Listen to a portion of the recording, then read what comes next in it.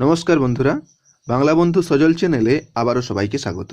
আজ কয়েকটি গুরুত্বপূর্ণ জ্যোতিচিহ্নের ব্যবহার সম্পর্কে জানব।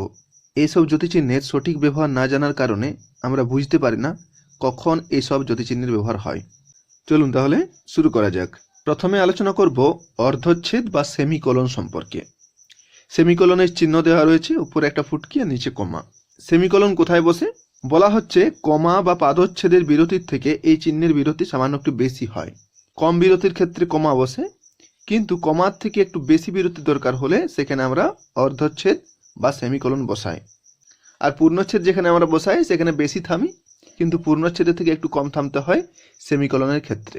তাহলে কমার থেকে একটু বেশি বিরতির প্রয়োজন হয় আর পূর্ণচ্ছেদের থেকে একটু কম বিরতির প্রয়োজন হয়। সেই সমস্ত জায়গায় সেমিকোলন বা অর্ধচ্ছেদ বসে। যেমন কয়েকটি উদাহরণ নিই। প্রথমে কমার একটা উদাহরণ, সে ধন মান যশ কিছুই চায় না, চাই ভালোবাসা। এখানে কমা বসেছে কম বিরতির জন্য, কিন্তু সেমিকোলন বসবে এর থেকে একটু বেশি বিরতির জন্য। যেমন এই বালক জন্মাবধি জননী ভিন্ন, আপনার কাহাকেও দেখে নাই, এখানে সেমিকোলন।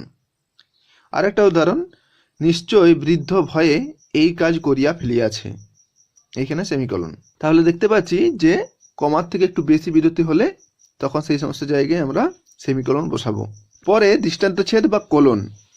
কোলনের চিহ্ন হলো দুটো বিন্দু, উপরে একটা আর নিচে একটা। এবার এই দৃষ্টান্তচ্ছেদ কখন বসে বা কোথায় বসে? বিষয়ান্তরের অবতারণা করার জন্য এই চিহ্ন বসে, মানে কোনো বিষয়ের অবতারণা করার জন্য আমরা এই চিহ্ন বসাই। যেমন এই সংগঠনের উদ্দেশ্য হলো, তারপরে কোলন দিয়েছি, তারপরে বিষয়গুলো অবতারণা করছি, শান্তি, প্রগতি ও জনকল্যাণ। তাহলে শান্তি, প্রগতি, জনকল্যাণ এই সমস্ত বিষয়ের অবতারণার আগে আমরা কোলনের চিহ্ন বসাচ্ছি। পরে রেখা চিহ্ন বা ড্যাশ। এই রেখা চিহ্ন বা ড্যাশের চিহ্ন হলো একটি লম্বা দাগ। এটি কোথায় বসে? প্রথমে বলা হচ্ছে কোনো বিষয়ের উদাহরণ দেওয়ার আগে এই চিহ্ন বসানো হয়। যেমন গুণ 3টি, তারপরে ড্যাশ, সত্য, রজ আর তম। 2 নম্বর, একটি বিষয় তুলে অন্য প্রসঙ্গ শুরু করার আগে এই চিহ্ন বসে। যেমন শৈল আবির্ভূত হলো, তারপরে ড্যাশ, নক্ষত্রমণ্ডলে চন্দ্রকলার মতো। তাহলে দেখতে পাচ্ছি একটা বিষয়ে তুলে অন্য প্রসঙ্গ শুরু করার আগে আমরা এই চিহ্ন বসাচ্ছি। 3 নম্বর, পূর্বের কথা স্পষ্টতর করার জন্য অন্য বাক্যাংশের পূর্বে এই চিহ্ন বসানো হয়। পূর্বের কথাকে স্পষ্ট করার জন্য আমরা অন্য বাক্যাংশের পূর্বে এই চিহ্ন বসাই। যেমন সকলেই লিখিবে, তারপরে ড্যাশ, সেই লিখিবে।